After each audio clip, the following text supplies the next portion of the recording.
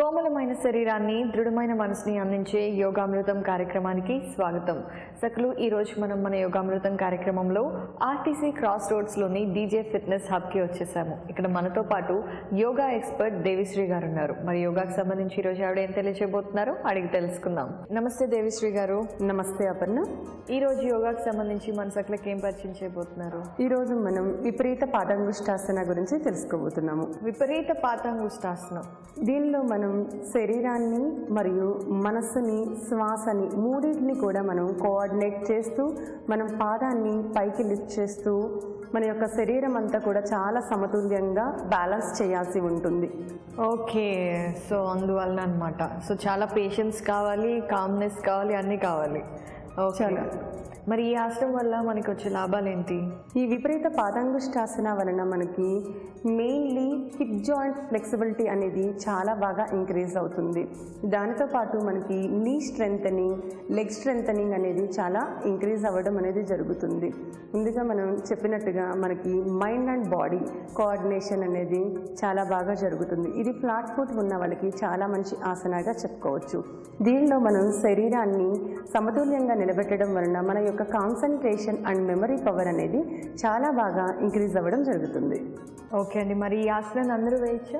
ఈ ఆసనాన్ని రీసెంట్గా ఏమన్నా లెగ్ సంబంధించినటువంటి ఇంజరీస్ ఉన్న వాళ్ళు తప్ప మిగిలిన వాళ్ళందరూ కూడా నెమ్మదిగా ప్రాక్టీస్ చేసుకోవచ్చు.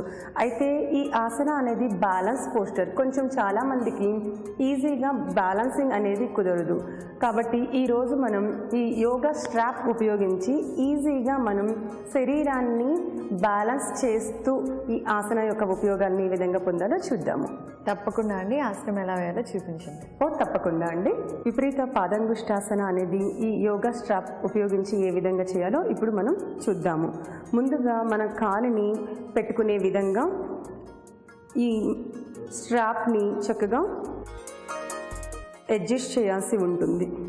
తర్వాత నెమ్మదిగా బెండ్ అవుతూ ఈ స్ట్రాప్లో లెగ్ని పెట్టుకుని ఇంకా లూజ్గా ఉంటే కనుక లిటిల్ టైట్ అనేది చేసుకోవాలి. స్ట్రాప్ని పట్టుకుని నెమ్మదిగా స్టాండింగ్ పొజిషన్కి వచ్చేసేయాలి. ఈ స్ట్రాప్ హెల్ప్తో నెమ్మదిగా శ్వాసను తీసుకుంటూ లెగ్ని కూడా పైకి తీసుకుని లెగ్ని ఫోల్డ్ చేసుకుంటూ మన యొక్క థై లెవెల్కి ఇంకొంచెం వీలైతే కనుక ఇంకొంచెం పైకి అనేది మనం తీసుకుని శరీరాన్ని ఈ పొజిషన్లో బ్యాలెన్స్ చేయాల్సి ఉంటుంది. ఇక్కడ మన శరీరం అనేది బ్యాలెన్స్ అయిన తర్వాత నెమ్మదిగా మనం కాలుని పైకి లిఫ్ట్ చేస్తూ సైడ్ యాంగిల్లో ఆసనాలో ఉండాల్సి ఉంటుంది.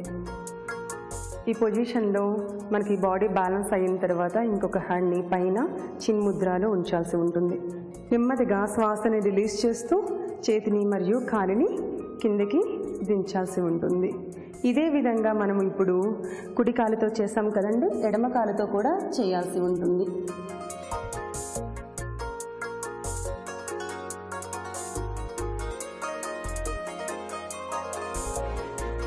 ఈ విధంగా కాలుని పెట్టుకున్న తర్వాత స్లోలీ స్టాండింగ్ పొజిషన్కి వచ్చేసేయాలి. శ్వాసను తీసుకుంటూ నెమ్మదిగా కాలుని పైకి లేపాలి. ఈ కాలుని ముందు నెమ్మదిగా ఫ్రంట్కి చేస్తూ స్లోలీ సైడ్కి జరుపుకోవాల్సి ఉంటుంది. పొజిషన్లో బ్యాలెన్స్ కుదిరిన తర్వాత నెమ్మదిగా హ్యాండ్ చిన్ముద్ర అప్.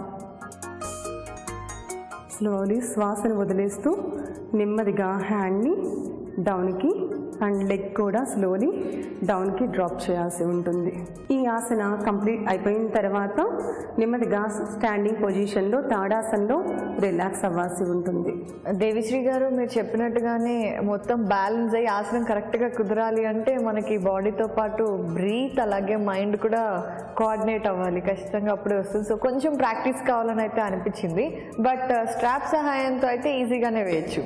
చాలా బాగుందండి, ఎన్నో లాభాలు ఉన్నాయి. ఇంత చక్కటి ఆసనాన్ని ఈరోజు మన సకలకి పరిచయం చేశారు. ధన్యవాదాలు. ధన్యవాదాలు.